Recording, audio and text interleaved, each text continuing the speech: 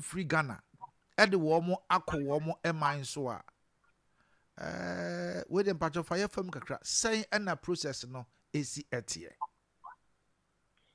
Yo madam say na nda wati for so as say onye mjibe on pe o fidi so em say eye sansem ya bobo bai eye Ghana na de pin say ye ni US e be juma na juma e no mu ni say deported migrants omo man say omo ni omo Ghana exist as a third party. In Russia, Ghana can be Zwatini, Uganda, and I say Rwanda. Semikani, yeah, I define said, Omo, I person you US, Omo, my person, but you yeah, but this uncle for no, area time money. Now, Ghana, a friend is saying, a party to start MOU. And you know, you don't buy MOU. Your mother and I say a couple so. And only a West African national by information, only a West African national in Nigeria and I think it's Gambia. And I think the state. And so on to do her by existing ECOWAS protocol. Yet your mother and a cover almost. And I am run according to the inch of my pilot lawsuit. You don't buy the held in the military son or mocha. Even though the Minister of Communication about Abedi Banki Sadi, no more to say, don't have military camps, I detain you on bed over 48 hours. I ain't wrong with the Omai. In the South Court case, no more than call a car and high court. A habeas corpus issue. The detain you beyond 48 hours, I am more duty detain you. And I almost time speaking, Johnson saying, you for home court.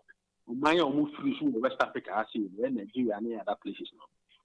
And you know, we any because Ghana a contracting party to what put on and any I did say when you be on the cotton party and cover so into what made Jinaswa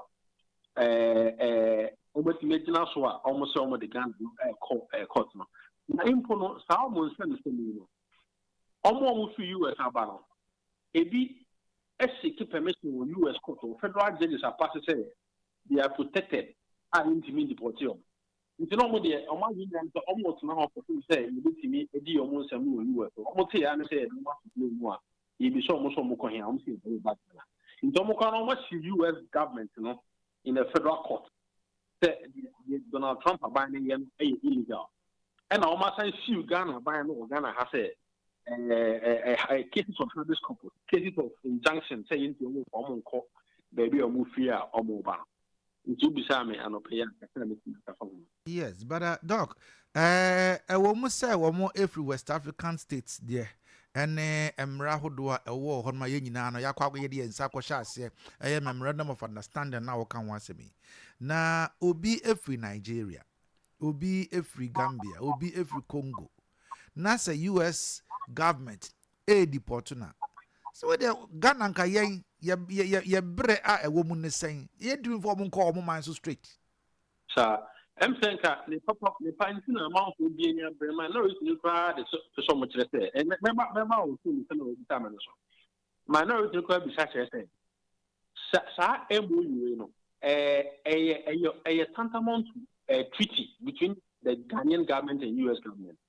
And you know, at the same time, what about Parliament? Nanka most secure parliamentary approval. So they think airline more domesticated agreements, not parliamentary approval. And for the fact that I understand the crown, it's Yamara the Treasury. There are security implications. What are the reintegration plans? Because you see, I think almost the Nipamel court in the country now. Sana, a foreign minister Kai. You know, as I said. And come with the parliament, normally almost secure. But according to foreign minister, and I'll say a MOU, they usually, you know, and it's true that some of the presidents have been that MOU, they are in time from my parliament for approval. But considering the magnitude of this issue and how big it is, at what point will you consider it elevated enough to what about parliament? It's a very, very big issue because it has implications for our security, it has implications for our budgetary expenditure, it has implications for reintegration plans. You know, kind of I think I will take it. Hello, sir. Hello, sir. I'm sir, Doc, Ahomano at Echo, but ye boy a homodin. Yes, I no atua and commodity and Suniahu. Senia na OC air cano. Mimunami Mihuni said, I was saying, can be said yet.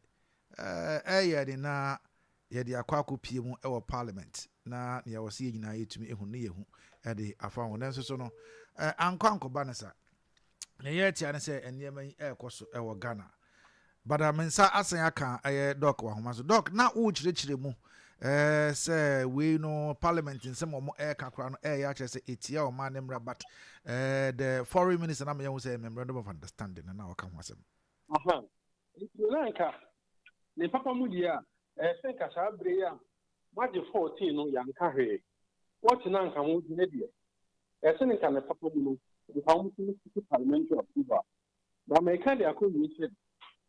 There is this geopolitics, and I think we are making some that perspective. So after media Ghana has not been in the good books of U.S. government, especially under Donald Trump. If you look at 15% tariff, yeah, almost classy on Ghana. So Millennium Challenge Compact, yeah. You see, so much free Ghana. So, if you have visa arrangement, say after from 5 years to 3 months, single entry. I say, I used to tell you, I used to tell you, I'm any honey, Abba. Which I think, say, the government of Ghana, and I have said, Trump are buying a quid pro quo, a transactional pragmatism, a little bit Myanmar Trump are buying. No, sorry, a bit Myanmar. And he also if you top black the chief diplomat of the country, like I said, there is no financial obligation. As a CID, almost can be for you as a buying one. I say it is not for any benefit. But the unintended consequences of expectation, they say, it has kept a stranglehold on US and Ghana relations. Maybe as a Ghana, a yes, I need to react. A bit to me, I'm a name of my emirate, a bit to me as a unconventional diplomacy. A non-traditional kind of diplomatic effort to restore that strong relationship between Ghana and the U.S. Indeed, almost free but I want to be very careful to say, and yes, Ghana ban for Donald Trump immigration policy. So, it's an accidental byproduct of the U.S. Just so we could meet the U.S. halfway for us to be in their good books. And you know, almost Ghana for a credit. All my Canadian West African migrant. But I think this is my understanding, and this is how I perceive things. Doing this, will try to restore the damaged relationship between Ghana and US. Maybe as I maybe almost to Ghana come. Will be yes for mine. The moment it's time that will tell say, and you man I migrant US special will push you on. It will yield some positive dividends, for Ghana and US's relationship. In all this, to the detriment of the Ghanaian, the country. Because if you say the government will want the relationship between Ghana and US to be okay, just as it was, for them to have good names in their books, to the detriment of the ordinary Ghanaian. Well, see, there's a whole lot of American. There is a geopolitics side of it. Who said this will be the first time Ghana any US I'm sure I what is Guantanamo Key. Yes, Guantanamo. Yes, sure. Exactly. And these were very hardened criminals, right? But they were able to go through the vetting processes for them to be accepted here in Ghana. I am not speaking on behalf of the government, and I'm not condemning the government. I want to give you the geopolitics and international relations perspective. Now, OSHA, according to the Honorable Minister, these are people that have gone through significant security tests and backgrounds. According to him, they have been vetted thoroughly by the U.S. government and then by them. And, according to Honorable, they have no security, they pose no security risk to the country. You see, the politics is that, like I said, this is what I perceive. It could be at the detriment of, Ghana per se. But I think they are doing all these things until they submit it to Parliament and we get to know what is actually involved, if there is any financial benefit or any other kind of benefit, no, in the name of moral responsibility and ECOWAS protocol and all those things. I think that they are doing it to secure, to waive some of these sanctions, not sanctions, waive some of these new arrangements that the U.S. is imposing, on Ghana. But my question still remains. You said you will answer that later. But say you deport to Obia Kwanema Mua. Senka you straight to Anna. There are governments. So let me give you this perspective. There's a reason why the U.S. government, for instance, stepped down the visa from 5 years to 3 months to Ghana, and the idea is that Ghanaian students, particularly, have overstayed the threshold of overstaying. U.S. has a 15% visa overstay, 21%, but only beyond 15%. They're just saying, what you're doing. Now, most of these countries whose citizens are in U.S., they have their documents are expired. They have expired passports, so they cannot be sent back to their countries, and their countries are unable or unwilling to issue travel documents for them. And international law, you can't send somebody back to their country when you don't know where you need baby or movie, because people are open when they you have. Now, some people now expire. How do you send them back? If the countries need to be they are unwilling to issue travel documents to those people because almost say they cannot verify somebody from and they are choking the system in the U.S. and Trump wants to fully and seriously return them to their respective countries. And so in their desperation, or they are contracting or they are talking to third-party states who they consider as friendly allies. So, a U.S. immigration policy, and Ghana, say as a friendly ally to the U.S. They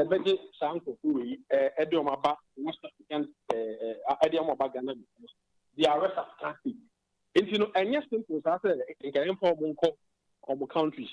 Their countries are refusing to accept them. And the key principle, as I'm telling you, is that the Ghanaian government is seeking to repair, the damaged relationship with the U.S. And I think that, from that perspective, and see how things are going.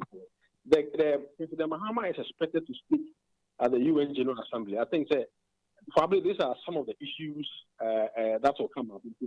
Let's keep our fingers crossed, waiting to hear from the outcome of President Mahama's address to the UN General Assembly. Yes, but Nana, on behalf of my listeners, as a Ghanaian, as an international relations expert, aside the geopolitical issues, do you think it is right for Ghana to accept people or citizens warmer countries and you're ready to accept them?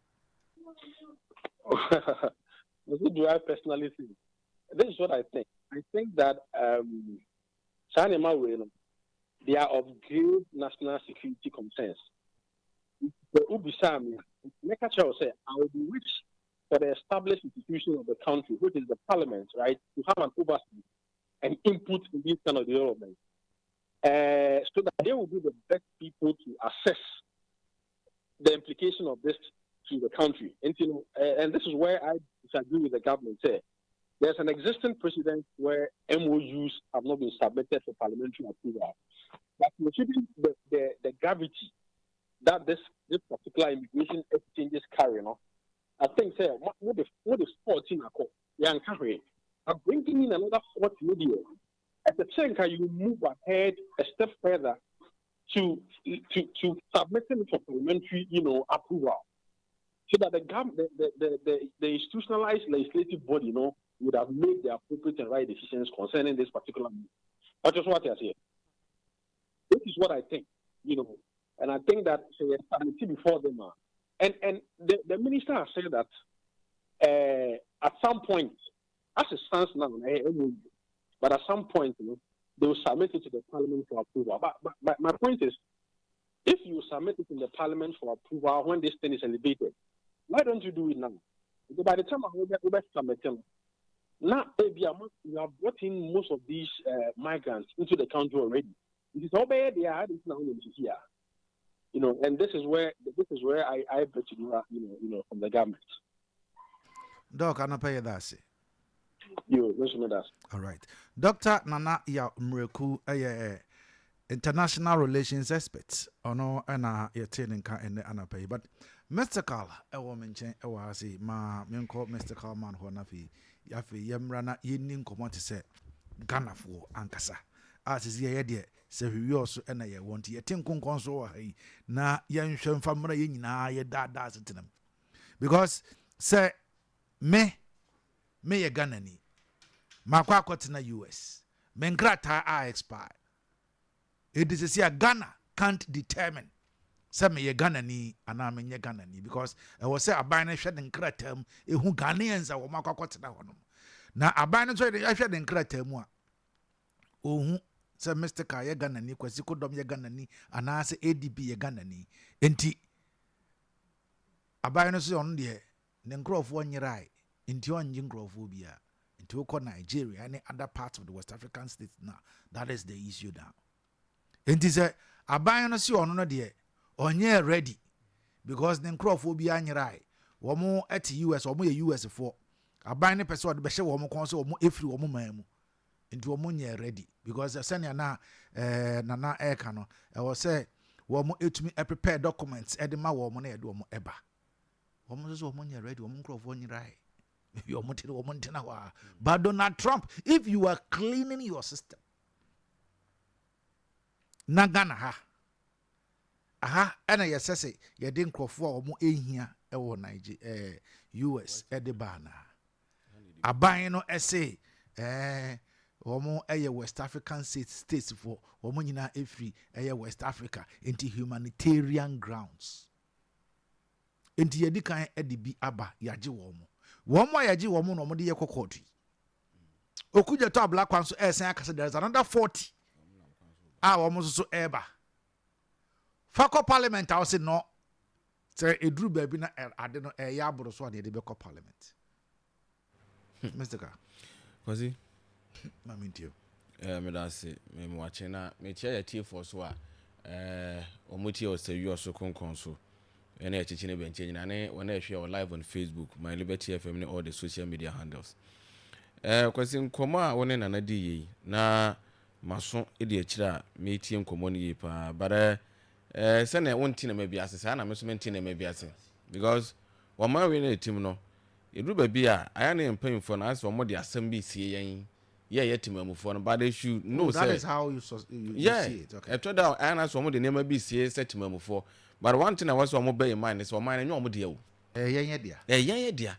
Ghana for dear almost can who be as Ghanaians.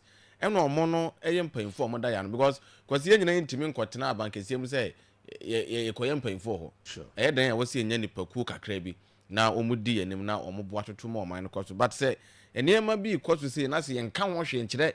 Ghana ni. Now be one said, we be raw mining. Na Sandy Ponnet and I be raw mining no. One was sign and your one side or minus how could you number him to a minor court to say, you know who coin. Say, and ye do a mobile, you know, you be detained more than 48 hours. Or much remember, or much remember. So, Sandy Pan 11 years, I believe, or more day a biano, a court or must see name. And I could too. Foreign Affairs Minister as actually say 40 bisu na mkwan so yeden e ba na 11 poni na 40 beba 40 ni so mo ba ni madwe mo de ba again about security wise as I go for the Foreign Affairs Minister can say ya screen wo mo o how be and wo mo nyene pa bon for eh ye be dem so mo nyene pa bon for no no aka say woni nkofo no woni wo mo background dem no hu say wo mo nyene pa bon for oji US aban ni di oji US aban ni di na ono no wone san kofo na ti US wo san kofo na US abinance was screen wo mo enim fum so bia wo mo yesi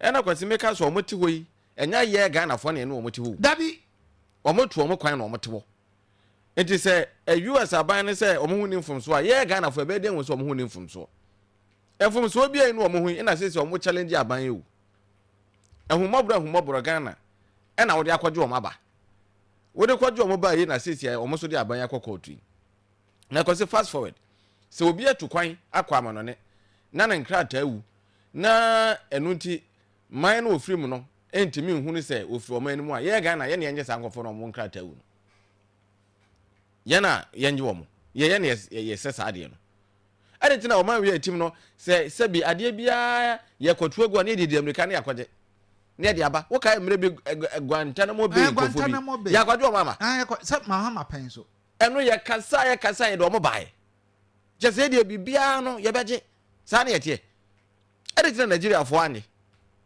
se national se o mo bai Nigeria fo na doso ade na Nigeria fo anye o mo so o mo ne ba ye de se ye beje hwehwe ne mu sa o kwasi hwehwe no musa me nim say Mexico me ye Ghana ni ma kwa akotena US me nkrata aye basa e wo se deportomia me ye na Ghana ni a ye dem be Ghana straight kwasi say obi ko me ye Nigeria ni a ye dem be ko Nigeria exactly obi ko Germany no ye Ghana ni na say emra ko bubo no ye deport na ye fa na ma street e de na asesa say ye mfo mo nkomo krom so ne ye na ye se kwadwo mo besi na ye de wo mo ko na saade ne ye hu implication wa chiri bia sa man na omo form ECOWAS ya omo nationals won bi no omba fie tremeka hu yes omba fie tremeka omba fie tremeka se akwaje omo ko fo aba ko akwaje wo mo abegu ha and then wa pusha mo omo na sa ne panimpo na wo de wo de ko mo omo no the probability say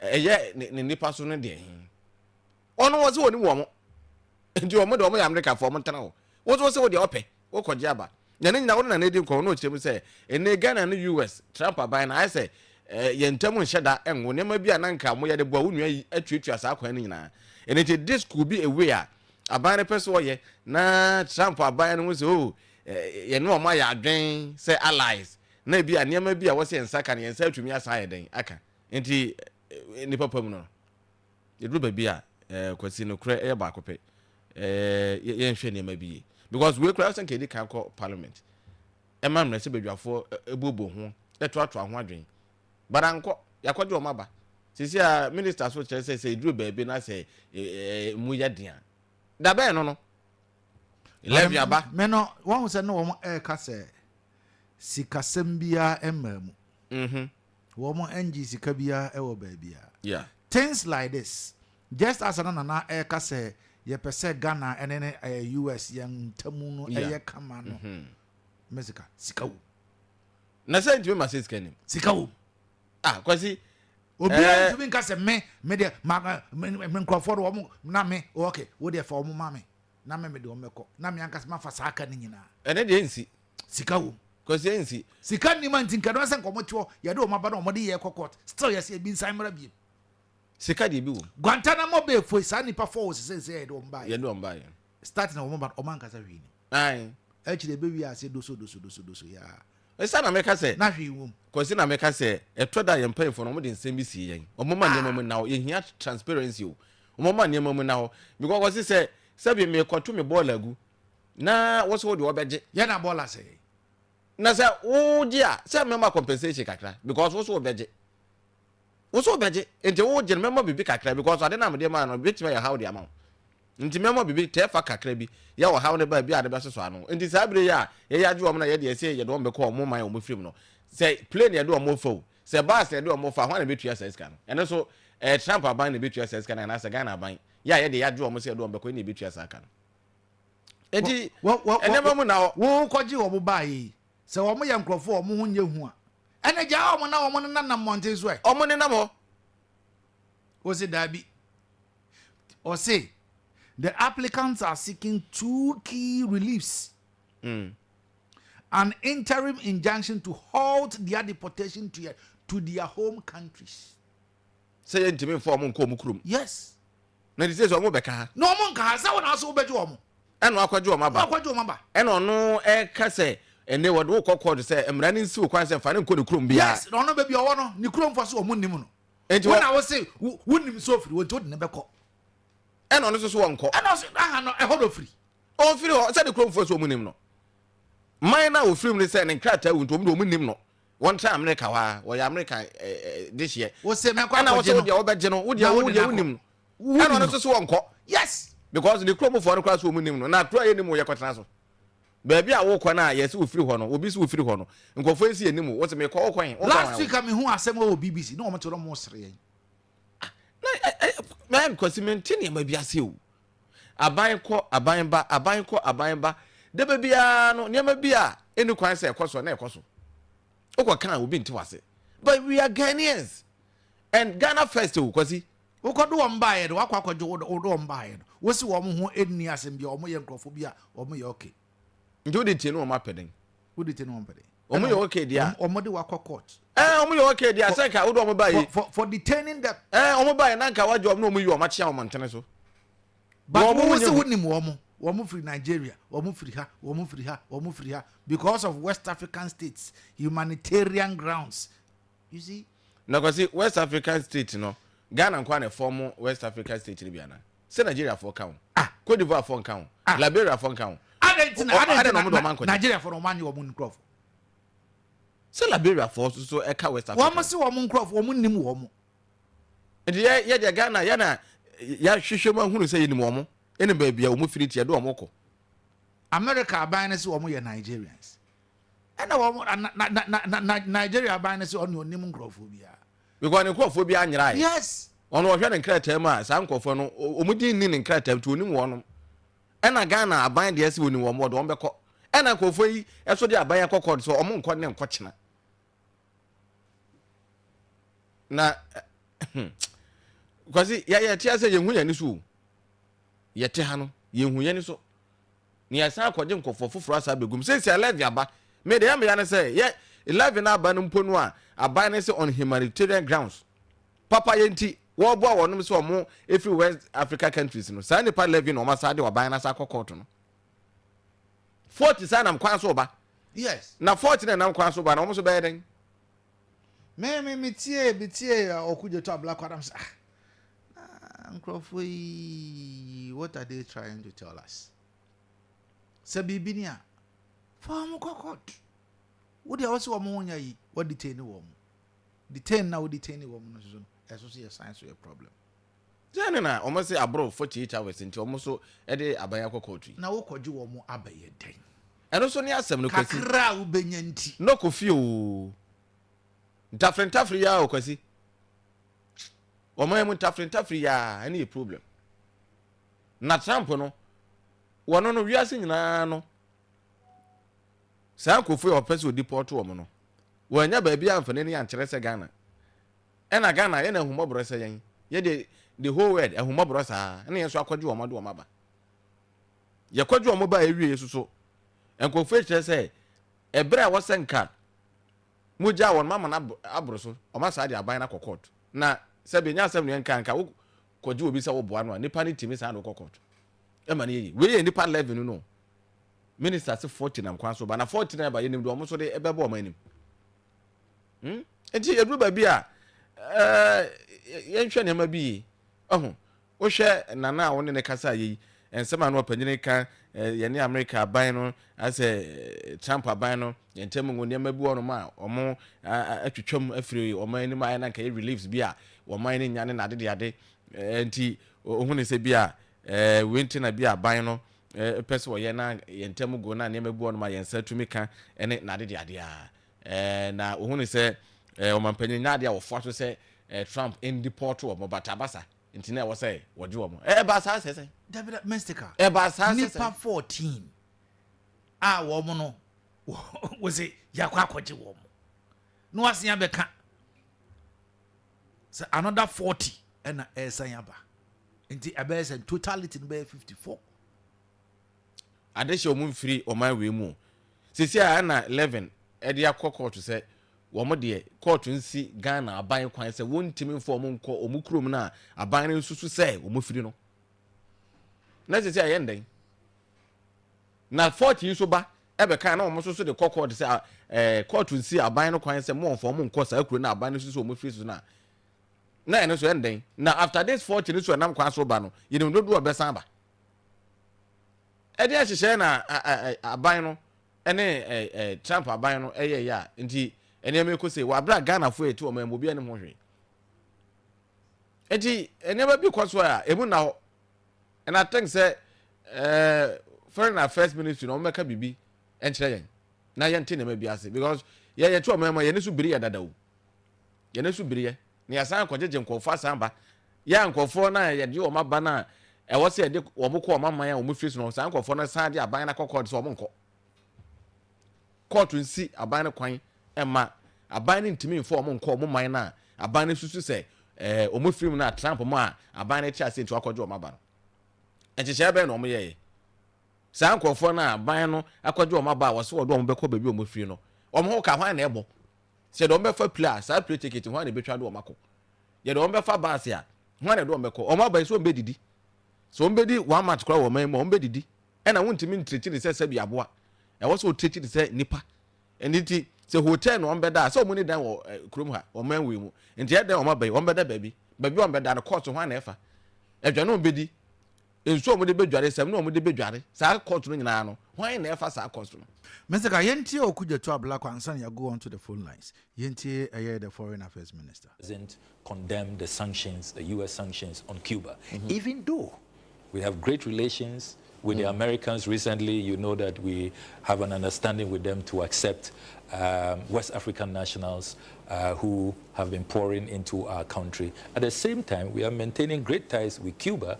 We're receiving a lot of Cuban medical doctors, the Cuban Medical Brigade. So we are a country that ought to be studied. How we are able to navigate since you brought the, I take that. Really since you brought the U.S. relations. Prisoner issue, I listened to the president when he met us on the 10th, a week ago today, and he did admit that our relationship with the U.S., even though it was okay, was not necessarily at the best of places because of Mr. Trump's policies, his tariffs.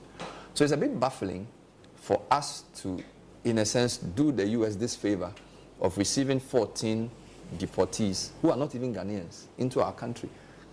I mean,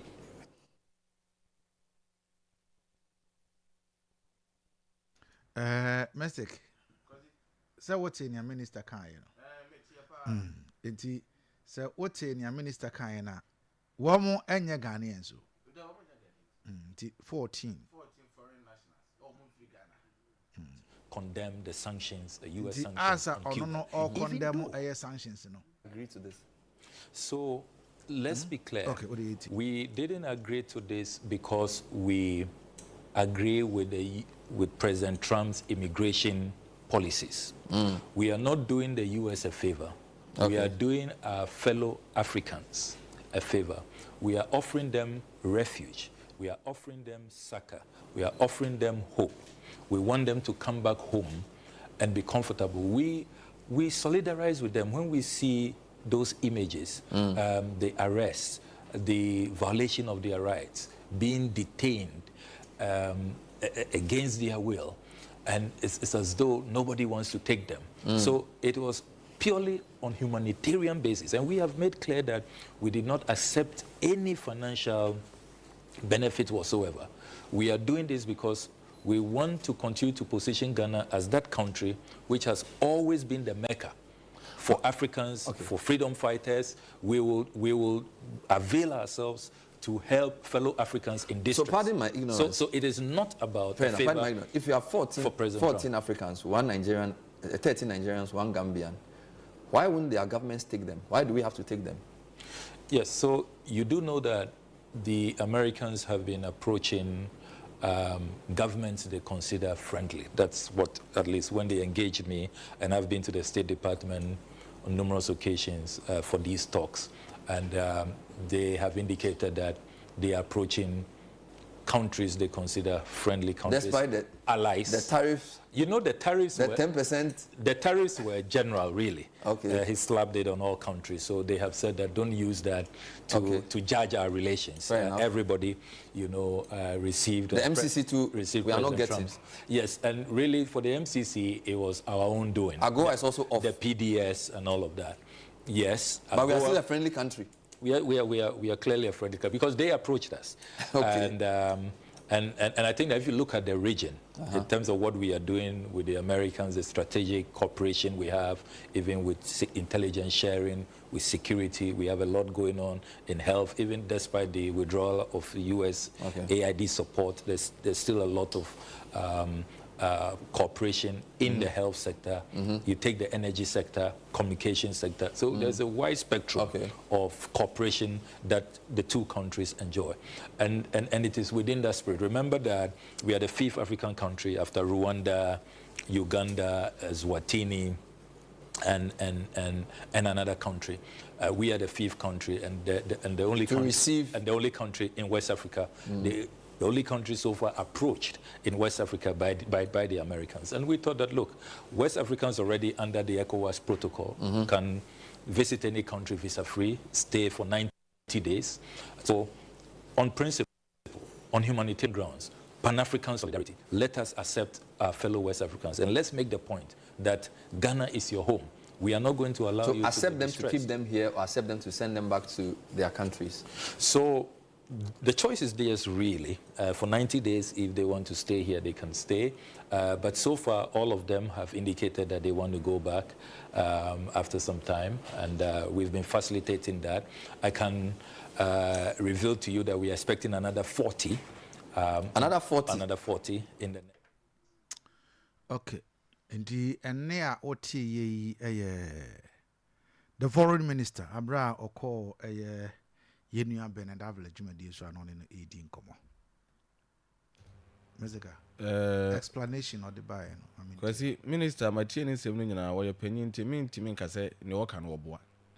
But so omo the Ghana phone and Quambi so ayana sebi or monyo Ghana phone kakra because say minister be catch them say we say no favor and no more favor sa anko for 14 year me dwuma me tase Nigeria for so sa favor ni bio kwasi and nepa 14 Nigeria for nko 13 Gambia ni ba ko nje Gambia do mo ni sa favor ni bi so mo so sa favor ni bi ya kan and a humanitarian grounds and a ECOWAS protocol and a ombetimi atena for 90 days which is 3 months. Yes. After 3 months ombetimi decide so ombetena na ombeko na mpo no omkase no so ombeko an komo de akokọ to say court nsim kwan say muntimi mfo mo nko ba bi omfiri enti the minister ka no ene de sesi ankofo ya yi obeso cheresen won samra bi aden jese bibia mu ana Ghana yedi kan wosime ni akode aba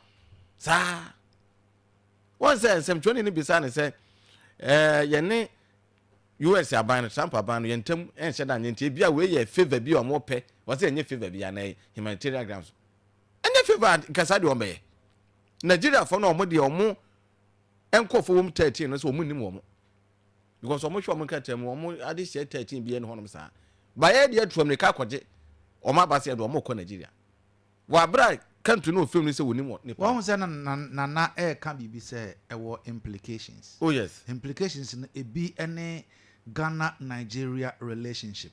And na American e or how aba. Exactly. And na American say sisi ano Nigeria ban say wono no hwe ne nkrata mu no. Bibia no hwe kire say anko for 13 if Nigeria. Because omon nkrata is spy sana Trump aban ne kan. And pay the na kan ye no. Na just say nkrata is spy there.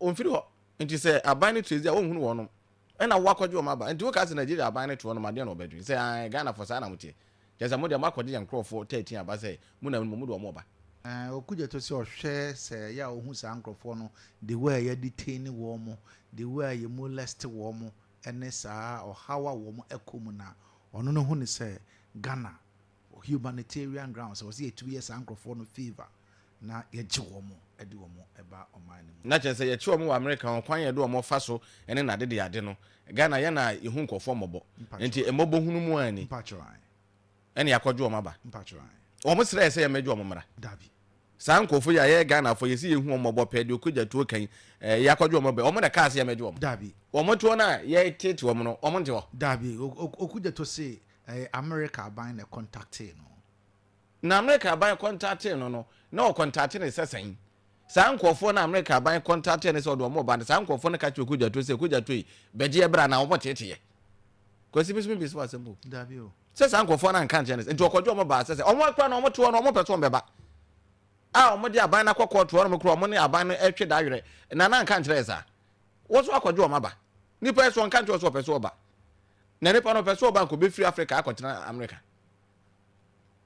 Edu baby a kwasi aya na nsɛm bi ha o. But okoka ne won hwɛ no obi so akotwese wa no akɔdwe no asibɔ ne ba ye bɛka. So enye fe say to mu bibia ni a ye temamufo na kwasi ye de ye mpanfo na si ba bi no omo ka hwe kyerɛ obehu an na ye de bibia bɔ manim na ehu sunsuaso say bɔne a na temamufo so na ekɔ enye fe. Okay, Mr. Kase enye fe won so de ene say ye beji wadwo nkyerɛ after this break.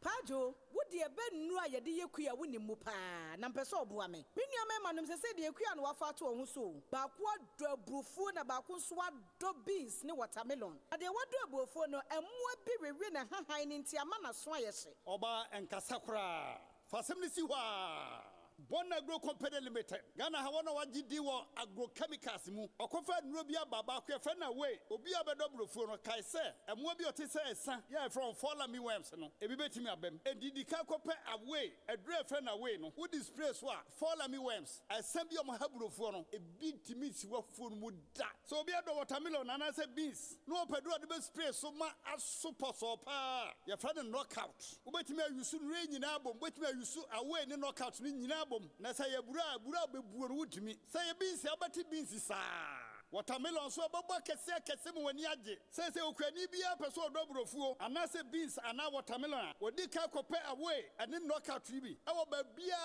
ya to agrochemicals na ni gisem ne say eyema koko ni cashew papa if you say no etimi akate ni ate ana mo bia ye sai cashew ane koko enti koko akuafo cashew akuafo mo amodoburo mo amodo watermelon ni beans Bon Agro Company Limited wabedomo pa di campaign range na bi asan wadofo no so person bi sa semi fast and re ho a 0243 900 562 0243 900 562 Ah, ma, usaka onyo manana. Anio, sisia na rider na de buy. Send in the momo. Yo, star one. Ah, Paco. Any smartphone na we use. For momo app ni tu ane. Ah, I didn't app. Hey, enya una also ye millennium or say millennia. And I won't need momo app no. Oh, millennium for ya nya dear cra. For app ni di juma. Na se wo di juma e contem. Na hu bambo so wo mu. Beka enkofuku a wodi momo app ni di juma biara ne ho. Tia wudwa di ni a ope na sem no ka. Tia insuo ni kanea ka. Ana ma unsanka ya bisi ahudo bi a ye manu bi. Twi momo app no ene ya. Na hyase fa di juma. Mira. Yes, my dear. Ene dear. Kade wom bia kyerɛ me.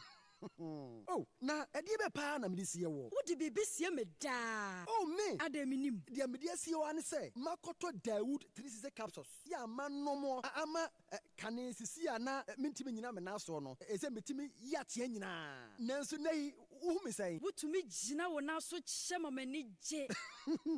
Oh, neje sa fe de ekoyie pa. Papa bi. Eni efri na ekure. Me ma Dawood 360 capsules. Empa me ho da. Ayem sisi mu asa ma me wife kura ni age na tumi se sabro so ma me na akoso ya wonim se ema eni mema nyina timi no mpio eje apemfo abatan eni obi a onyanya mfinhia dumiensa na enye Dawood fo ya na ye Dawood ointment yi wo mo na ye se na nsan a na wo complain waposo usisi eni ade yi ebi na me de twitwi ya wutisi ye yo se wo de Dawood ointment etwitwi na wo memene 360 capsules ne ka ho dia oh na ye twi na memene we de twi na memene I twina memene what be piazo free say require mu enuom yenu enye na e wo pharmacies any chemical shops do do na mu wo de free 0244 886437 and 020 168 1717 adwade enkra toyi FD agietum Mobile banking dachi no abba. Ghana Pay, a mobile wallet, Bank of Ghana, any association of banks at Jiatumu. Obetimi access by USSD. Ana mobile app bia. Cell phone niye jam. Android, iPhone, any phone a wikite biano. Obetimi access Ghana Pay ewoso. Nya Ghana Pay ne. Na se winya Ghana Pay na. Obetimi dia sendi sika akoma obia o use mobile money bia. Ghana Pay no. Obetimi dia sendi sika ako any bank account bia so. Obetimi dia to call credit. I want to share. I'm Rural Bank. Your success, our pride.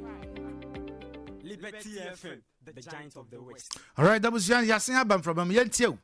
Once a kakra or ka efa and command pay mene Mr. Car AD Wadinchre and saying 0536304072 Yentie kakra on so waka efa and sama ayedi and komoy. Hello, good morning.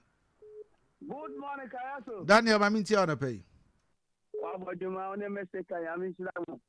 Namentia Honorable Benjamin William Asa MPP.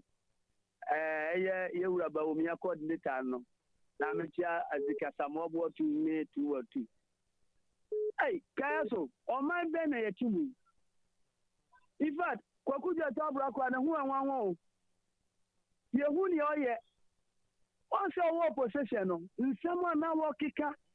If the news aka odi gloom diebedu o mani say obi to the baby ada na ono nko de krom wo se wanyi sika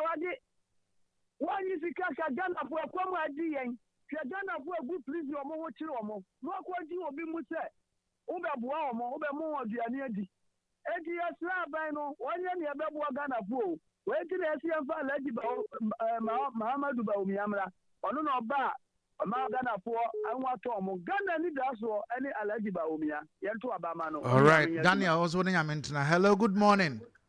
Good morning. Jampacho Udini was it? The famous man make a friend and proclaim.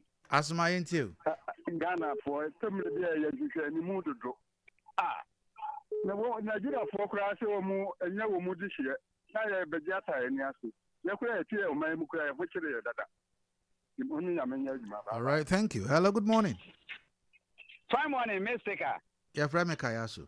Mr. Ka, Kayasu, we are Frederick, make us a free here. All right, yeah, Frederick, I'm into you. Kayasu, your best friend, and your best friend, pa. Hey, Bola Goose Biano, Kojaba Gana. Oh, I didn't Biano, Quakojaba. Your best friend, who just I knew Manaso. Or Baba, Consano, yes, yes, Romo, Poly Minister, yes, Reno, some people are pencil, and I said, we see ya. I can't obey Yeno. And so you are probably Sabio, will be a class of 4 crowd, Winnie Gana. No matter what's on ye, and so Moncasa. Your best from or Munchasna or mining Yaye. Now, Chami boss on our Payos of Vincent Abeca. On a Canadian Japan, the coordinator our Western Law. Say, Medasi. Hello, good morning. Good morning. Good morning. Ojugu. Mami Siao. Na Metia Miska. Minia. Metia 2 and 2 and Madame Nesina. Alessa Samoa Party Yoga Chita. Minia. And this is a Bembia. Last back on by some of our say at the South Movie of Mugu America and Omedio Megu Kuma. At the Abrabo. Save you and the work of our women by you. Oman Penny, Nimcroft War, Oman Casani Crow War, and Omaya took Matina, so every course, a mem. Omunama. No, put me in your movie. What's up for 25 from the Gukuma? Maybe I say, one more or three, you have to have a man as soon as Banu, or buy as soon as you know, and then send you over to drink. Hey, oh man, Benny, and no man, Penny, no mamma, no Benny, no way. But I say, and you have and every sana, dear Namaya, and $1. I want to put $1. This is Taminia. All right, Ojugu Medasi. Hello, good morning. Good morning, Kayasu. Yes, sir. We need someone in Zara Mampong. All right, Sammy, I eat you. Oh, my Kayasu, Nakopo, Winsram. Edita Metraken at Japan, but will be a Casa Sudi and Kana, 2028, next president. Kayasu, Ghana, you cry, and you don't want to see. Oh, you see, a woman have crime. I would try a woman. Send Pana, one more quadru, you are more bagana hana. You need more Muslim mobile. One more chrome, one Casacrano, one woman. Ghana for the anymore. I said, what about what could mean to Bama William Morgan was my quadrin saying. No, what do you mean? I want to find him. Oh, Nana, yan said you didn't sing a man, and the economy. You prefer MYA. That's it. All right. Also, Medas 05363040720322296342. Good morning. Good morning. Good morning, Kayasu. Yes, sir. Major Paul, I'm into you. Major Paul, him. Kasa. Kayasu, I'm a paid Yamisha, one Miska. Kayasu, who is Enka? MPP no wabe, Sanko for Ibaya. Okudu to Abraka Onabo. Dear parent Kobeka. Oh, the war obey Nimo, ye, Nimo, Kaya far. Obey you. I know about Bemo Bay Minister, or yes, I know, and one wakra. Yes, sir. Put him one gun of war. Listen, a new war. Sanko for you know, so on your favor, be no idea. And the years away in your favor. That's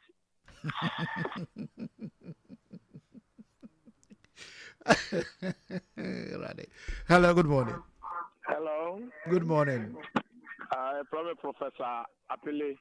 Apele Mpacho, radio now watching the kind of from Kakram Mpacho P. Amba.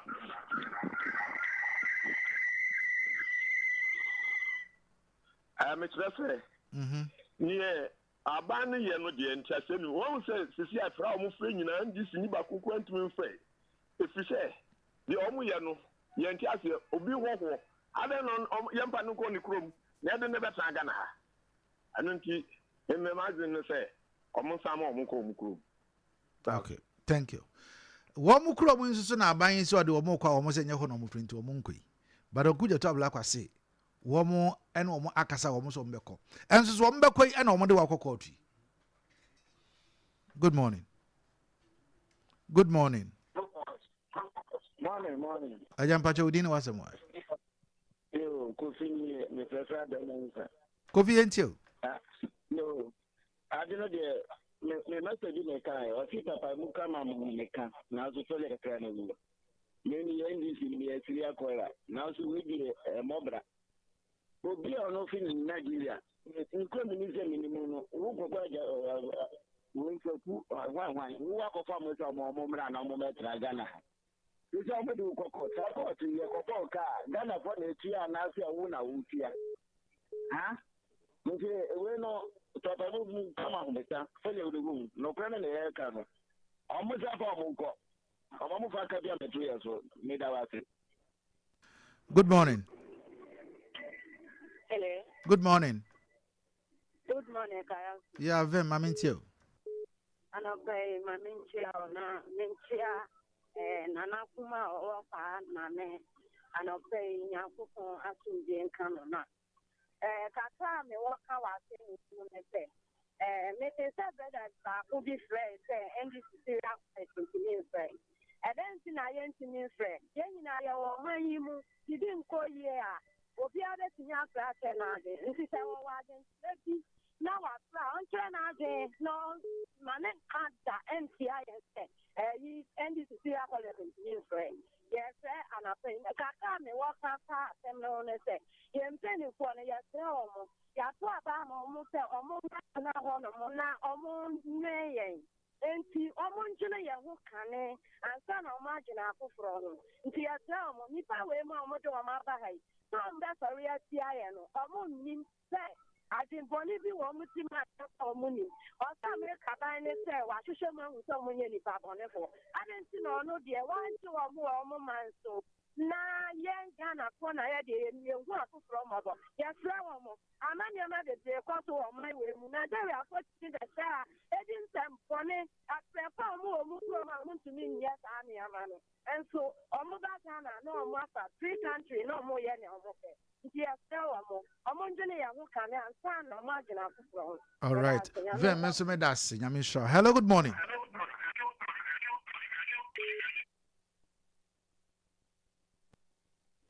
Good morning. Good morning, sir. Ajampacha udini wasem. Mpaka sana ni sisi akakuru. Mayintio. Ndase. Aminchia na minchia epana wano muye jumao. Na the message ni se asamba siya mumaya nyabote. Na minyi ni se Ghana minister na offer foreign minister kuja sabu akwa adea ye boni. Kwa diba bada siya Ghana se.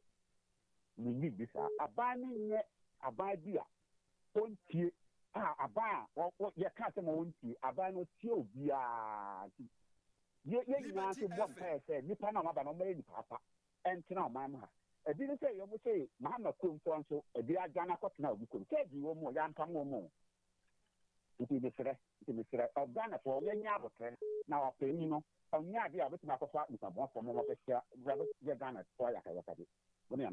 All right, thank you. We have a last caller. Hello, good morning. Already. Yeah, I'm family born in Cheme. Men for phobia be. Me da for nyina ase. Me de besia. Ebrepam ye be sign atwaso. Mr. Ade me kan nyame family born in Cheme na wo. Na mesri na. Nanti wan kasa ne nipa yi. Say ya kan me twe ho a beti ase. Ayana eyom say obese wote ne ho nka say wo kasa wo phone so na eba radio so but yemi say am say ya yeti afidie so e kasa no ye kasa yeti wo radio no ma na yente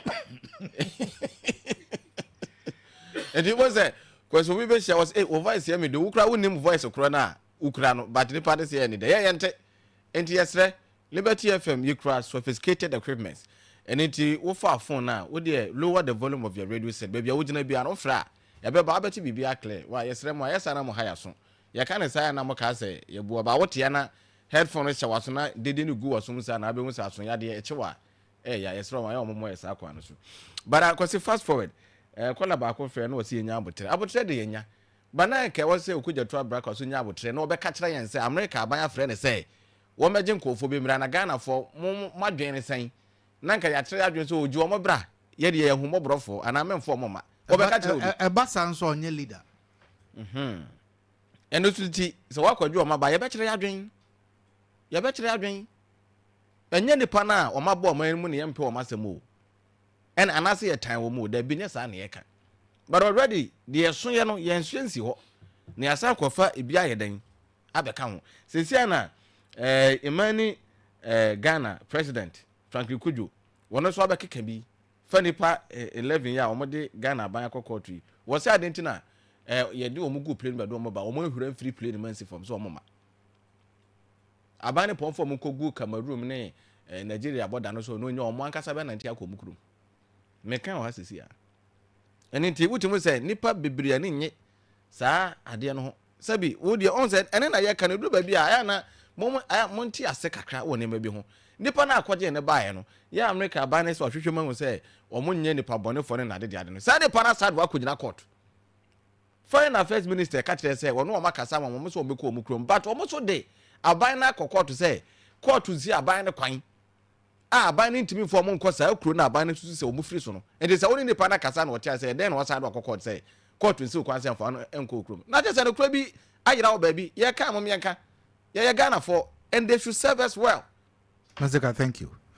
Ma memphas da fama the big family enterprise almost say brana beje niam akogu fie niam edi betumi asesi fi me fie ya anije to set television to say air fridge air conditioners saran so na open air cylinders microwaves blenders fans sewing machines decoder afei open air wallpaper od be sesi fie so ye woni nyina bi ewo air the big family enterprise open so no nuane ndi njensi abeno mu nuane ye woni nyina bi carpet and mattress ahodo ye blind curtains colors ahodo the size ni ne woni nyina bi ewo the big family enterprise ubehunu ye was a hugina ye ne Frames Filling Station na edienum hye nkrabata mono chian ana so ewo abrosan na so human rural bank wo mu na hon man ye 0243920371 ana 0244675960 ofra ye beje so big family enterprise yes quality and affordability saran so na open phone papa e de akura dia for woni akire mu ewo KIT solutions wo mo so open iPhone XR another iPhone 11 iPhone 12 iPhone 14 omo woni nyina bi Samsung Infinix Tecno and all kinds of phones would they retain ewo so who also junase GPR Charles and so hon ma ye ho ye ne Malcolm die num she ben big brain say o laptop ne kura den ho to chima bra ye be sisi ama sara so na wo desktop no so ho to chima ye be sisi e de ama open upgrades ana so say open say softwares ahodo no yes sound ye page mu edema wa ye be ni nyina e de ama ewo KIT solutions freke ewo 0245 404140. Betway or say what does it say travel bet no. We try now code now share bet now the try no. Now they are two. Now man for so afa no almost ejina so e dey twa. Wo mu twa wo mu dia wo so wo sika esan wo mu sika nim. I don't see ade eye say odo ho ebehye bi. We Betway influencer. Jana pay may come for Edia more. Yes, terms and conditions apply. Now, Gaming Commission of Ghana, and now almost so Eddie we ashisha so bet responsibly. Betway, or say get way more. Sarah so and at Dawood Herbal Center, Eddie no one so Eddie Bell Joseph. When it's a year to do be a course per Dawood 360. Say yes, a sabro and this is yadia, a bit too as Eddie Amo Droy, or bow for through or bow map of Frano for one of France or Onya and Fedumino, Unumbia and Ye. Go out so no, quite my no bre, what possu in Aya, yes, a sabro a house is yadia, or the for a Dawood ointment, extra. One of them out to many also how malaria ma ento make am for Dawood Herbal mixture at the amount. Enu ti ada pay kobia eton odrobia akwa wonsa ebeka bia da frɛ Dawood Herbal Center for 0244886437 and 0201681717. Enu yina so every Dawood Herbal Hospital ewo we also asanwe so. Nemum Telecel, one more essay. Telecel broadband necessary de wo ubetumi a reconnect. Now reconnect ya na you be more 100% bonus of your data bundle. Sarah so na uyo bi awo afi na also wato o machine. Our also so o connect abaso fofrobi. No abeka aye Telecel broadband no so ehun. We welcome you. Join us and enjoy 50% data bonus on your first plan. Already now we are active with Telecel broadband. We appreciate you. Subscribe to your plan during this month here, and then get special rewards too. It is a you dial star 900 hash and now visit Telecel Play app no eso. Down so no reactivity no subscribe at the abe kan aye eku no Telecel, yes, connecting energies. Bogati. Morning. Morning, the bosses of the bosses. To say, boss, Okesiana Dom and Hodin Elhopa. You saw so on ye. A dom Sarah. Getting a miasipa. Yeah, Yaba. Yes, Yaba. Yaba. Yes, Yaba. I'm by heat and offer heat in a pie. Muye. A crank. And never cross a pie. Hey, you grow my home. Hi, home. Share. Umbocra with the Maui. So pekra with the mouth. Genesa. Ay, just Mambisa. Pekra the Mazana. Ay, by force, I didn't miss my man. Was it DGD? I bet them at the end. Was it cooling here? And yet the bank of that. But I was a good in here. You're good in there. Oh, Momo, you could top we now as a meal. Oh, Momo, you could top we. And the young yes, yeah, Kodia. And yeah, for number 5. Professor, Dr. Dawood, every year. Good morning. Good morning, boss. As I say, nice one. Today is Thursday, yeah, or Friday? Yeah, today is Friday. Today is Friday. Yeah, so you're going to come to work on Monday, yeah? Yeah. Oh, I didn't hear you. Okay. I didn't hear you. You say what? Look, I didn't say anything. Oh, no. Come again. Come again. I didn't say anything. You sure? Yes, sir. But you asked me today is Thursday or Friday. And you said Friday. I answered. I said today is Friday. Yes, sir. But you said something. What did I say? I didn't hear. Okay, no problem. So once you didn't hear me, let's put it there. You sure? Yeah, let it rest. Hey. Actually?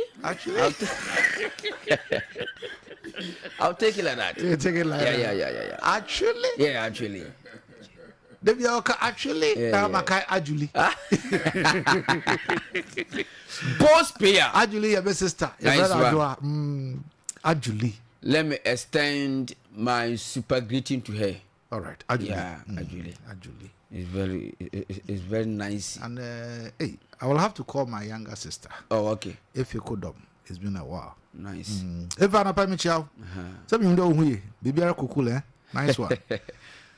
Boss player. Yeah, Professor. na mo se den na ekoso Ghana ere oh Ghana na se de bia ekoso na mpapa mo akura ye fra honom aso prebigu ere aso prebigu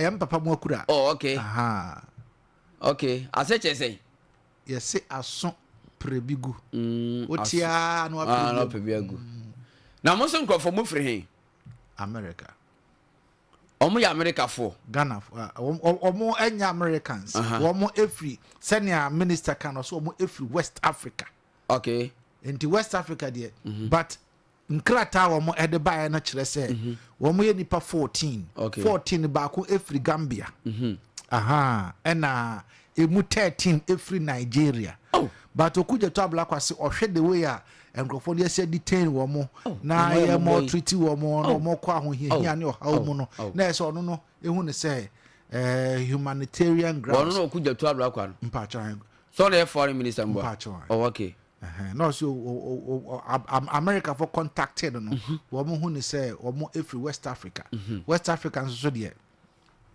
that's a Ghana visa free to wait me free na say Nigeria so Nigeria so kan wo mo free Nigeria ene o ba ekrom ha wo mo ma ye ni akwakwaji wo mo na Ghana ade ise ye so sa na aye pe bia kan ho aso do mo remo boss what you say we no na the operation return all to no mpacho ise ho na be hwe ankofo ho na be hwe om ho na be fidi om ye ni be yo ye be hwe om na ye kwa se ntimi fidi ho na boss se ya no wo 3 months wo metum dey stay Ghana ha and a minister say niema minister nsem o kan me hu ne so twa toro nsisi so no minister say sisi akro mo ne nkrofo na kasa nkrofo no say wo mbeko wo mu kuru okay obi a wo kwakwaje ndina bade na ko ne kuru wo se wo ne wo akasa wo mo se wo mate ase so wo mbeko wo mu kuru okay afi wo mate so mbeko wo mu kuru so san nkrofo ko ya so assign de wo kokot that's what mean pa bone for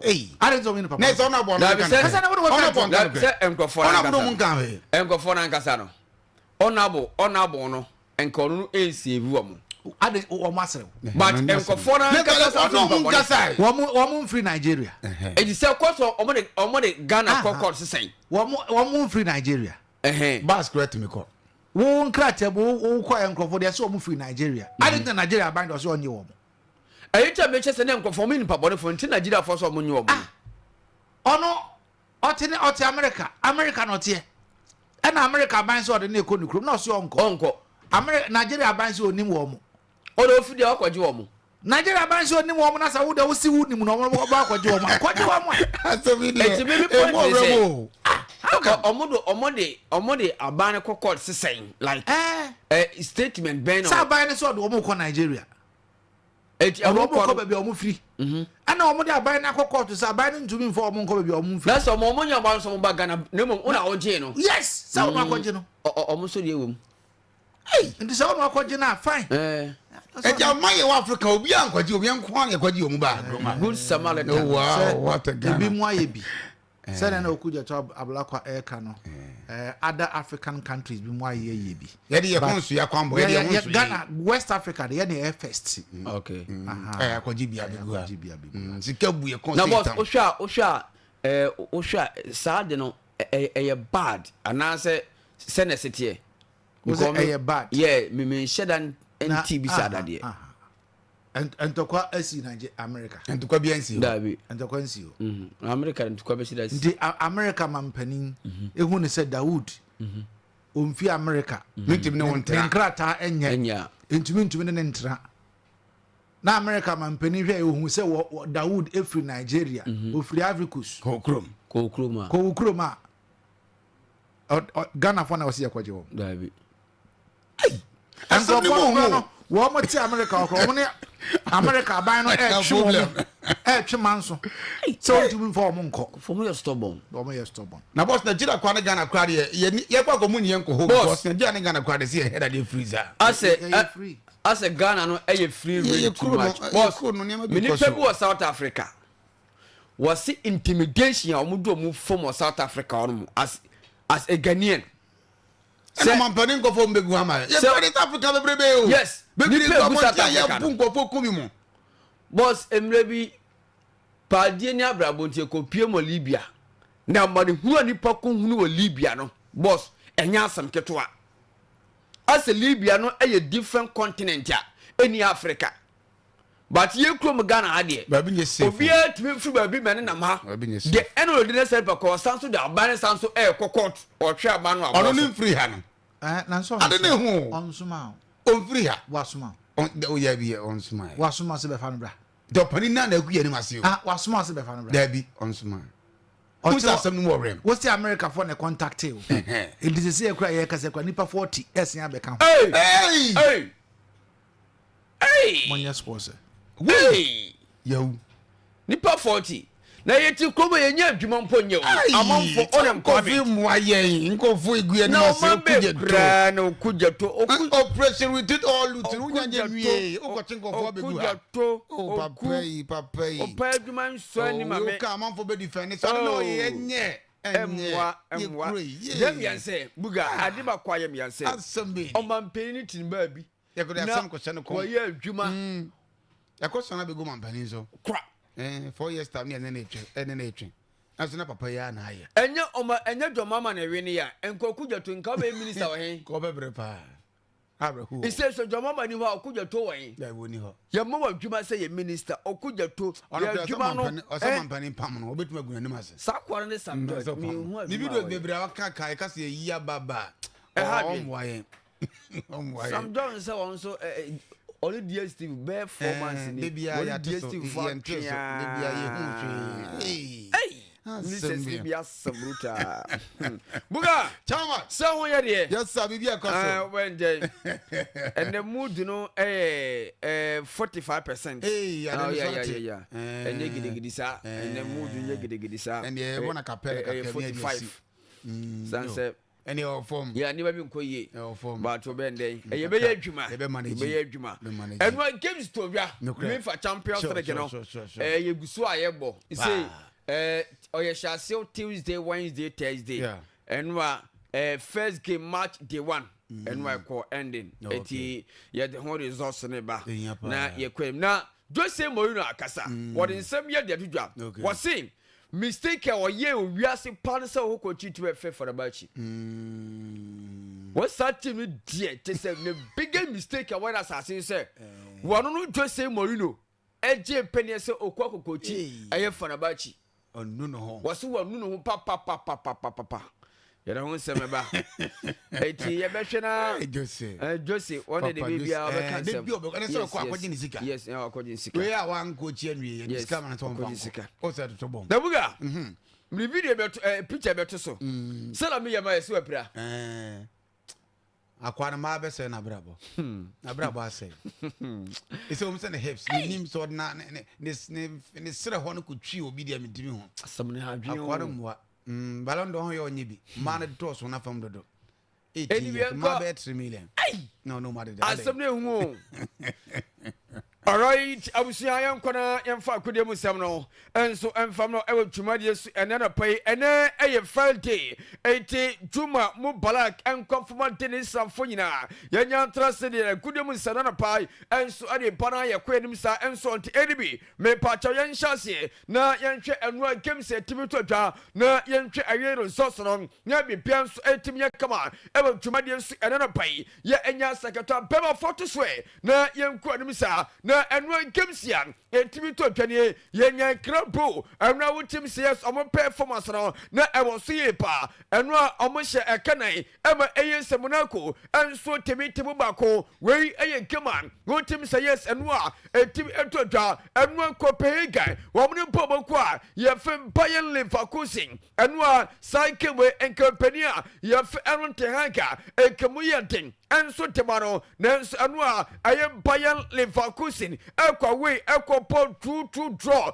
emanima enso timi akama enu Man City amunso trafi wo mo chi Napoli team no empom ekame no ema Napoli enso antimi ante yenya enter Frankfurt enu a wo mo chi Galatasaray wo mo bom ekame ekapon enuma eye Galatasaray antimi timo bako we enso ekema enu etimi totwa yenya Sporting CP wo mo so performance no wo mo ehye ekanan ɛma tim a yɛfi Kerat Amati ɔmo nso ɛtemu paako ɛnura tim a yɛfi MC Barcelona ɔmo nso ɛkɔ St James Park against ayɛ tim a yɛfi Newcastle United game ni ɛkɔ na wie na mpo bɔkɔ a yɛfi MC Barca ɛhyɛ ɛka pɔrepɔre mmienu ɛma Newcastle United ɛnso atemu baako ɛnura Marcus Rashford player tematim a yɛfi Manchester United ɛnu a ɔnsɛ ɔpɔlɔn ɛntɛmatim a yɛfɛ kyɛs MC Barca ɛnu a ɔpɔ ɛyɛ 2 goals no ɛntɛmatim a yɛfɛ ni ɛyɛ kyɛsɛn Barcelona ɛtinu a wei ɛyɛ games a ɛtɔ twa mɛtɛwɔ asɛm no ɛnso tɛma o ɛwɔ dwumadie so ɛnana pɛyi ɛne nomination ɛnso tɛmi abɛdwa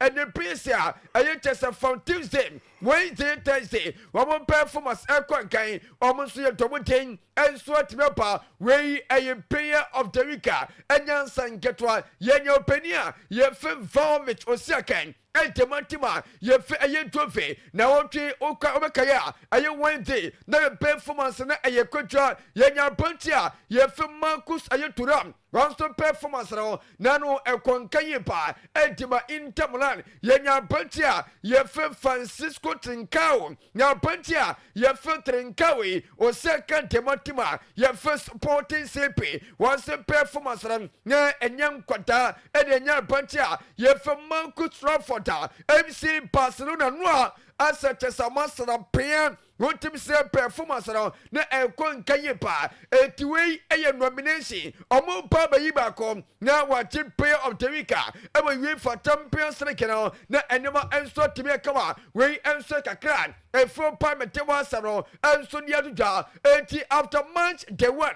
ɛsisɛ na table no ɛsitiɛ ɛntɔ Frankfurt ɛwɔ 3 points PSG ɛwɔ 3 points Club Brugge ɛwɔ 3 points Sporting CP ɛwɔ 3 points ɛnso yɛpɛnyɛ Union St Gilloise wɔn wɔ 3 points Bayern Munich ɛwɔ 3 points Arsenal ɛnso wɔ 3 points ɛwɔ hɔ yɛpɛnyɛ Inter Milan wɔn nso wɔ 3 points yɛpɛnyɛ Man City ɛwɔ 3 points Karabakh FK ɛwɔ 3 points Liverpool ɛwɔ 3 points FC Barcelona ɛwɔ 3 points yɛpɛnyɛ Real Madrid wɔn wɔ 3 points yɛpɛnyɛ Tottenham wɔn wɔ 3 wɔn nso no Tottenham ɛnso 1 point from Tottenham Tottenham ɛwɔ 3 points ɛna team a yɛfɛ ɛnso Borussia Dortmund wɔn ɛwɔ 1 point yɛpɛnyɛ Juve ɛwɔ 1 point yɛpɛnyɛ team a yɛfɛ Bayer Leverkusen wɔn ɛwɔ 1 point yɛpɛnyɛ Porto Klimt ɛwɔ 1 point Slavia Praha ɛwɔ 1 point ɛnso FC Copenhagen wɔn ɛwɔ 1 point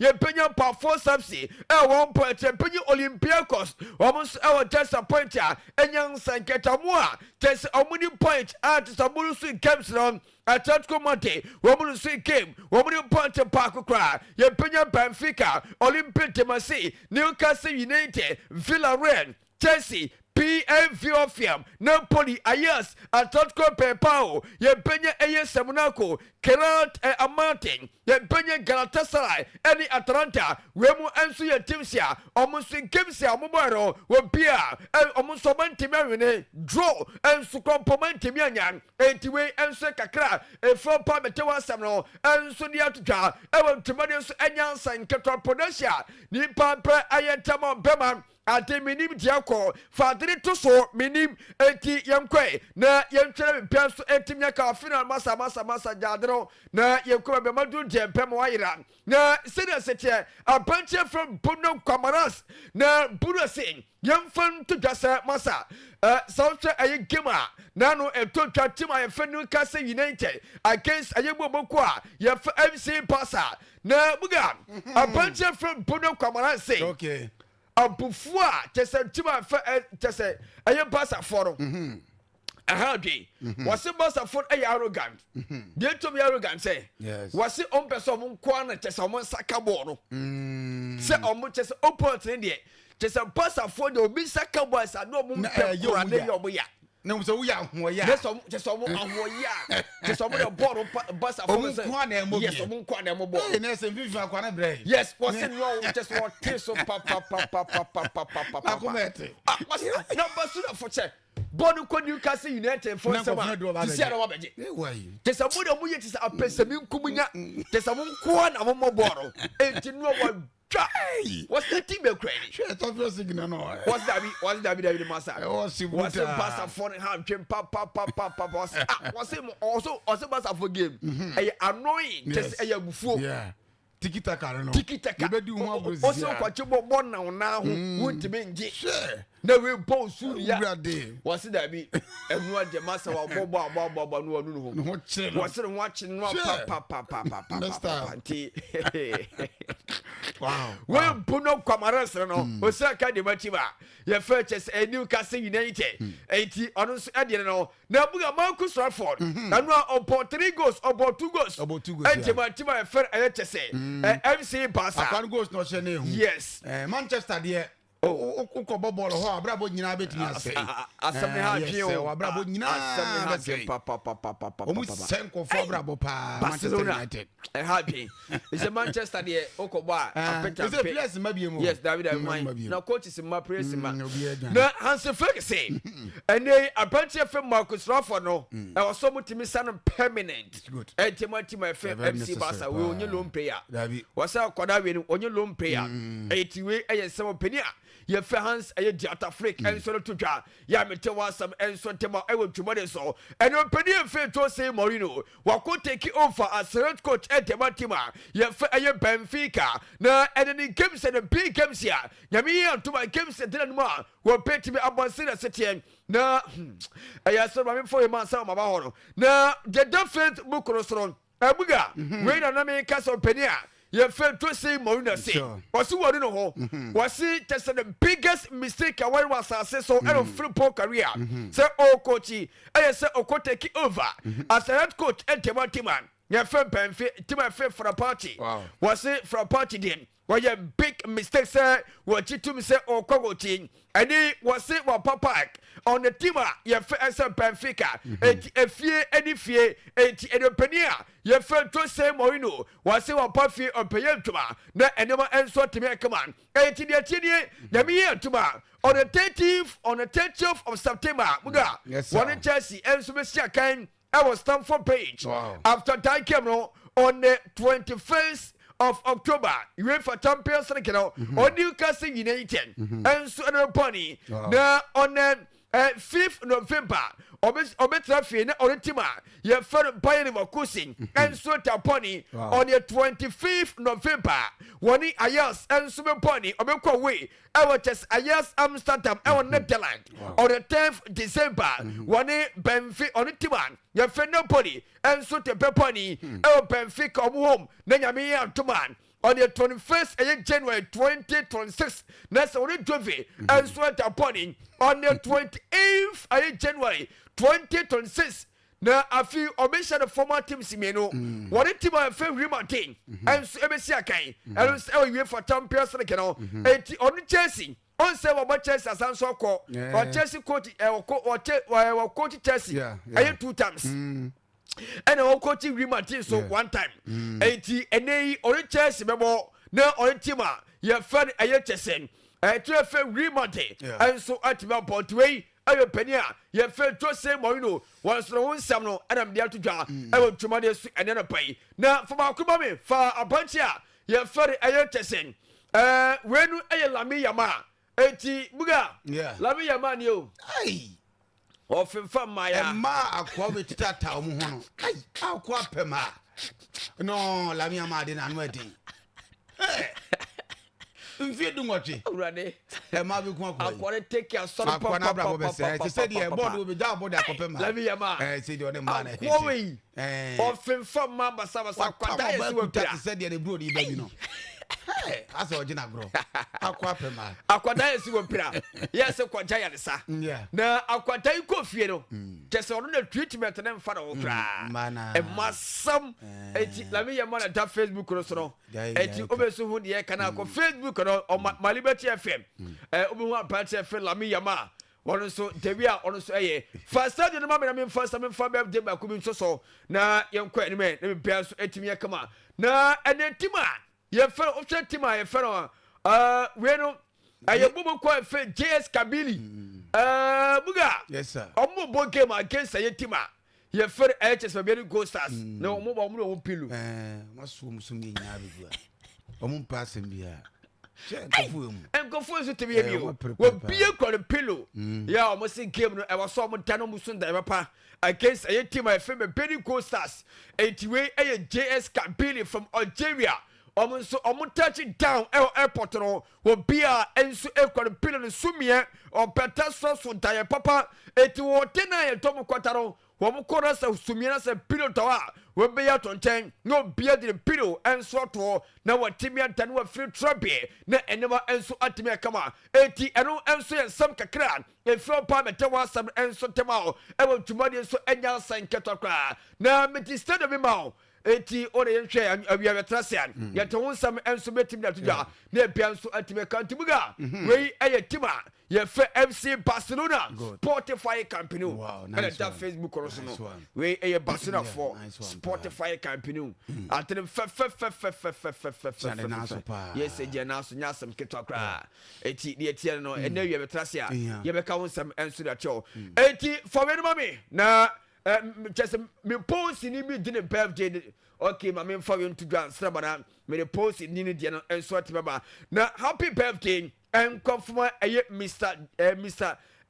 Debra na your birthday immigration officer ewo fenso wasi esa daughter in Shrapa ewo fenso no and a birthday wishi enso etimo penia ye Mr. Debra and happy birthday enko emfama Onyankopon mo kwatete na omo asomdwento bo pa Shrapa and wasememfa enkrawin enso emfama Truth Honorable Alaska offense asamankama assembly member we so finance on mami na menhwe me post yes all kolensa and eya miankasa me boss yes eye madam adwo bonsu one so eye post ni officer pa e offense and eye on so the birthday happy birthday enko enfo madam adwo bonsu o team say yes also the swag no e was ye pa anti mali or hairdresser offense and one honorable Alaska so me for birthday we and from madam adwa bonsu happy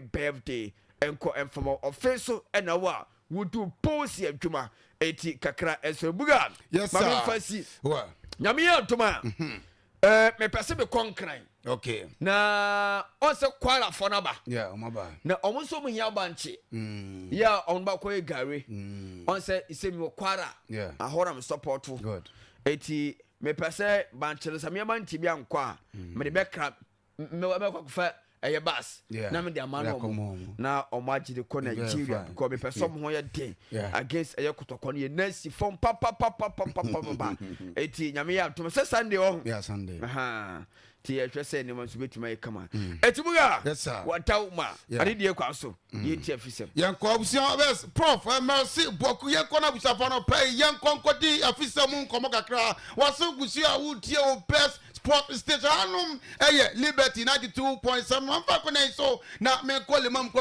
cha open no pay special good morning conference na me ko o my news da me ko cha pani ani de Japan no pay mu nyina me cha pam se mu tie mo best sport station yanko na yanko din ko kakra ko ba do me ne o tre na afa ni ko se na so anum Ghana Premier match with two numbers and so chance na me aduma ne about 5 p.m. e wo tago na bo so park me dia team no e be tre fi one Vision FC after me aduma chena e bo awia no me sakai Sport Stadium in that team and the young Aposanso and a no me sakro no anu wo ko ni ej okreku the second sports complex Tachiman 11 wonders and the heart of life when the game times are 4 or trebe to was nana pa me don sem na deba southern or tra games bet ma kosuni na me adma Sunday some of the city man the team and so the Carolina United abakoso in Central Sports Arena after BECHEM na the forbetra nana fosu Jabo Park one any Basicoli Stars Sword Roblers forbetra one first game of fear Sword Stadium one any Brekum Chelsea and then Stars betra nana Achman bedu the first park what any team on the nation steps afei who call a gopiamu ni ej the second sport complex that started the FA before reaching the last one. In Ghana, we may have our system. I don't know in Nigeria. So they can imagine one of the best out of this world. Tells you that it is only me. And names very well. Went to a project said in Namunia, sir, or the quarantine was only a ground show, but to me, a shock of other subs of for coach and the Abdul Karamito, the Karunachi, and the Saturday Bongo was saying, call me Poku engine assistant or so come Pokudia. Sad game or Antimobina ever affect to Mupainti coach in the crowd. It has also down my first initiative, first plan. You always have to use what you have. Go for what you want. For the day coming back, well happy, but unfortunately, I may not get them this week. Look of things and get them from coming weeks. So, well, I said, coach, in chapter Sabia, Quampo Grandma always say, more about Tomato, Musanso, Marvin, those until any songs are for coach and daddy Abdul came to the jobs of one of Pedro in Samadeba, and then a China Capito for the side, a Samba O'Neill in Dongani. Now, if we sell Sapani, Cup, Covid Chica Pamoko, but now just said, I'm here, Moment to Madin Kun was a crack, Tim Nelson, Tibra Kobo Games, Biano Biaji, some bet to Madin Kunim, you did Samba O'Neill in Dongani. Always the pressure when you play a big club like KOTOKO, you have to know that like everything you do, they expect you to win. So whether you play well or bad, you have to win. So the pressure will always be there. So we need always to win. So to make. Well, when he says for Kumasi, ASANTE, KOTOKO captain, and the Samba or Nelly to Jobs, but on a pedal 7 under the banana, Komaka, when we saw money or team and the team, and so the very good time out Saturday way, now some get to announce himself, yes, Kabili for Naba, now Obio Babu game, was Swanee Sumia, was Swanee Diane, on Peso, Baby, and Liber Funny and 7 hour try to and into a one on that. Now himself captain, Dima, you really go to the team, and Vincent Atinga, now Osibe Renaka, Sir Accra, Sports of the Mongosia. A bit more effective was there with a Mudamona, when you set off for a way to a one crack. Your boy near Santo GT supporters, no, Mudam the Combiaso, and we had more time. You couldn't be able to my call, Eddie Amabian go start. You take captain for the side, Vincent Atinga. So good. Everything is fine. We are still on the play. We take game after game because beginning we are playing the prelims. From that, then you continue to the second round. If all things be equal for us, then you get to the group stage. We have played in Accra Sports Stadium before, and it's not used to. We the local players because in the league definitely you play in Accra Sports Stadium, so it's not going to be anything that will be hard or very difficult for we the players because as you can see, those new players have played in the Premier League before. They have played in the in Accra Sports. Well, when is so for really good propriety and Vincent Atinga to yourself, one of Peru is saying now the bench of attention in Komaka, Nanko Admo or traffic as we are so then or pretty much interview to because so or the various centers and Yani a player and the team Eddie Jacob Manson was Sinakai Eddie Media man. I'm not man there a boy been on the moment team and the other division of the Casafa where they gave I'm not more could be able to call Eddie team and the other media when they play on the team Eddie Jacob Manson. Okay, I would say they should expect the best because we are coming all out, to prove ourselves, and then we know what we are capable of doing because we being the playing body, we have trained well, and if we come to the pitch, improve them wrong, and then. Well, when he says that for media player, and the Jacob Mensah, I don't see a vision player, and the Daniel Yamo, Aquadao, and Bob Bruta, I don't see, and also player, and Jacob Mensah, Casadia, Buga, I'm assuming Casaka, on the Tsunami game, and a bit of Abasuano. Yeah, very ready. I'm ready because I say season with my own old place in the Guanania. So far, new place in Guanania. Tiafiansana, can't boom. I have about one year on Senegal to me. Well, when he says about vision player, and the Daniel Yamu, and the two, I have created him. Kakarani said, I'm here tomorrow. Summer testing that trophy, one of quality, and so at the Carla, the Messiah, and one of them a crucial game, now coach and the team, and so the Christopher Eddie Nakasao, or some other China couldn't be able to call Edama. You take coach and the Christopher Eddie. Very important game, me as the coach, the playing body, the technical bench, in fact, the management is very, very important to us. Into this game, I think we are going out of time. And three for the country of Scotland, and I said three for the country. Come countries who are in round black. Never go in for good football. But this time around, we are going to change this around. We have to go. Well, when he sounds for some test for coach and Yeri Christopher Enin, and two, another thing is always on planning game. I'm not much some boy, Yabusa, so we are pra. In this situation, Granum at the our camp. You take Christopher Enin. Competing with Ghana Premier League, it's not an easy task. They are prepared towards the game on Sunday. Miss Friday night available. I think there is no enemy so far. Everything possible because tactically we are good to go. Mentally, boys are really good to go because to me for draw away some. Well, when is some stuff for some test for coach and Yeri Christopher Enin, and two, the anonymous on Sunday here, and ni a J the second sports complex. A dream substitute man, the other has a phone again way. I know bad upon a player in the team, and Emmanuel Dankwa Casasa, I'm my heart for Munina because Omuba here, Omuba Benin, couldn't to go home. Tikudum dear court at Yamaha, we ain't Kakra. Because you share Senna. Yeah, ball even against Bando for now. It shows Senna you deserve it better, but you know certain things be uncle. But the next game against Hasselhoff, we know say you're better to win it. You go all out to win the game. Yeah.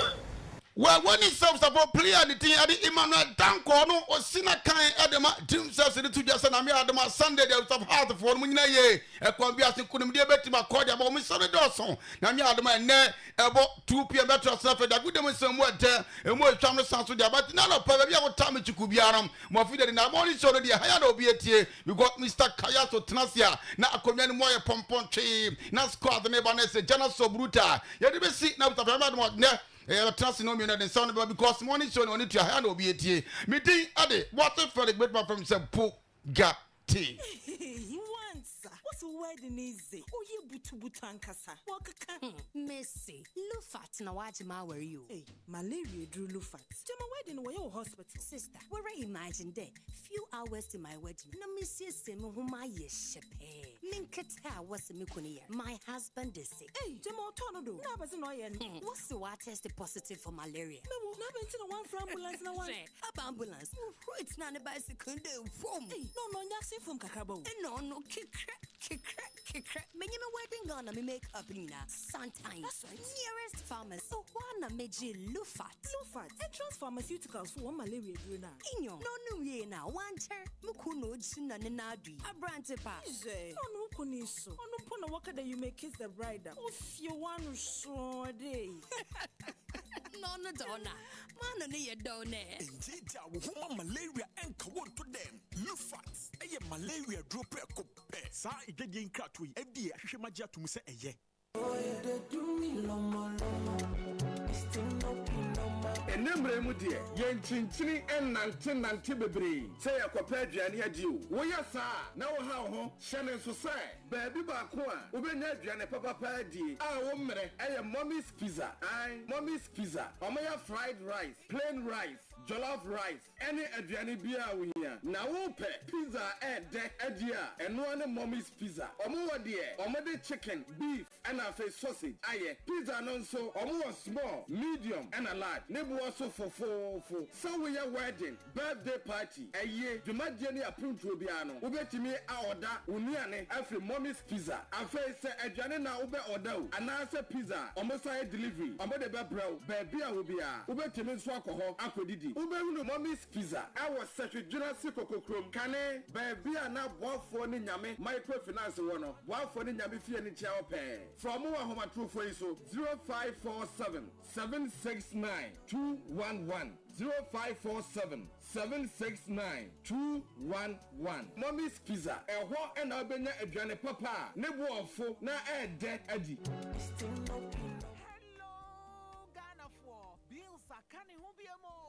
Bills set 2025 video. Any da so wo homo bia wote wo kwa oni ejuma ye. Enti fa weni tre bills na beji loan na wo betimi dia ye wa ejuma. We ye loan don komi. Wo hia hweo.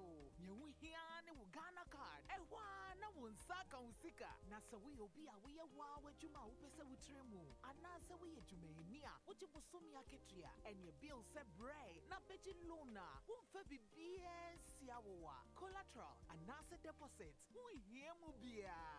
Ain't ya feed Bill says will be a winnie to maybe I ubet to me abeji loan don't come in ubi. Nasa what's nephew and away, yes, he can be dear. Hey, wow! Ain't it for bills to say, see, it was 0596 920 833 and now 0302 200 390. Now, what's to me at Chiao bills? Name them, HSA Kakraw. Bank of Ghana and Sasha Bills Microcredit is just say Bills, financing your needs.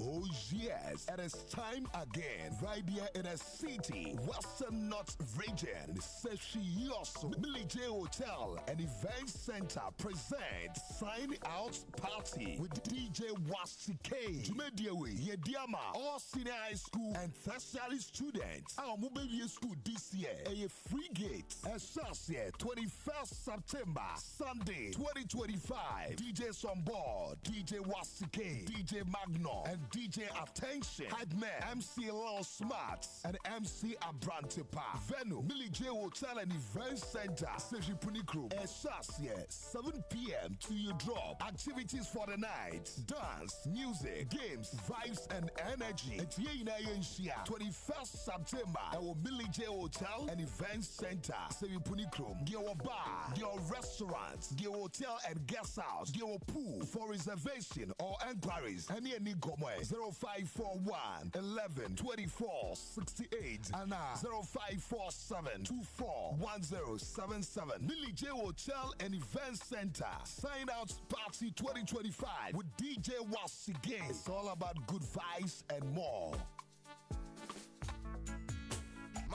Madra one, Braha, Midemu Pana, wouldn't Twabby Bria Petty Hassan, and I feel you than I had last one. One woman was the Biaso Honto, media yet 10% and 20 in every demo. Yeah, Mira, Miss Rafata, my wife, my Madrid assistant, 20 crafty for that. Every say, Messia Majunka, 3P garlic mixture, Mira, and no one may last stop. Nasa 3P garlic mixture, the Biamekan was central. No for Tingy, as say they want a two. Mira may say, minimum 3P garlic mixture, no, may feature Como Haunina. At work chakra. Piwak Natural Clinic and the 3P garlic mixture, Abajas, 3P garlic mixture, a bobre, one by Umuya, Rebia Frim, 3P garlic mixture, a Brahma Moja dear Fusani would be pedrenum. And it says stroke, asthma, I am team and monopause, Akumayare, Bojan Wuswatawe, Wanisu Tabri, was Sano on tired to treat, and a Yana Chum, Honam Tayo Basabasa, Bodrana 3P garlic mixture, 3P garlic mixture, and I make come for a mouth. Kaisa 3P garlic mixture, Yanua. A garlic moon and raw, ya to change for the bien from a pure garlic extract, 3P garlic mixture, Food and Drugs Authority, I should show my jet 3P garlic mixture, Ubeyabu Ghana for Nana, Jinase, Ubeyabu Philomena for Sir Drugstore, Esther Arthur Drugstore, Brad Charles Drugstore, Mr. Boja Drugstore, Zawara Drugstore, Bia, Ubeyabu Wako, Madam Obakia Drugstore, Sankori, Apo Drugstore, Fresh 0248 928824, and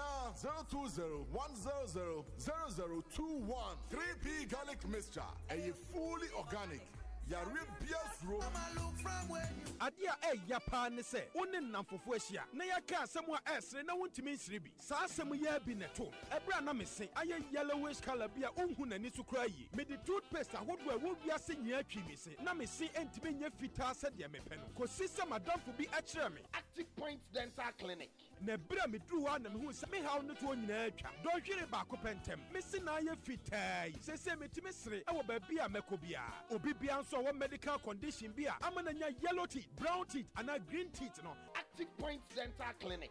I will name dear. One bet your mouse in Asaya Fita beam. One more sign what teeth whitening home kit and a medicated foam toothpaste, teeth whitening pen, and bet me dear more coffee. No one to us where you secure Active Point Dental Clinic. Our Denyame, or mobile ultimate FM in Chenwa. Or was it Dunkwa Junction, 9 miles, Panoso, Sunyane OA Bus Terminal, Omni Cocoa House Dinch anymore. Search Genasa GPRTU Market Hall, Shell Filling Station inside. And our friend 03223 96802 and 0554 571779. Active Point Dental Clinic. Get a whiter teeth in just a day. Sika Kitwa New Sika Kesio, and too much money so Teleson too much money promo no abekra. What Teleson too much money promo muno. Who bet me the 100 Ghana cedis. What Debia da Akensi anymore. 20,000 Ghana cedis. What now Kibia Akensi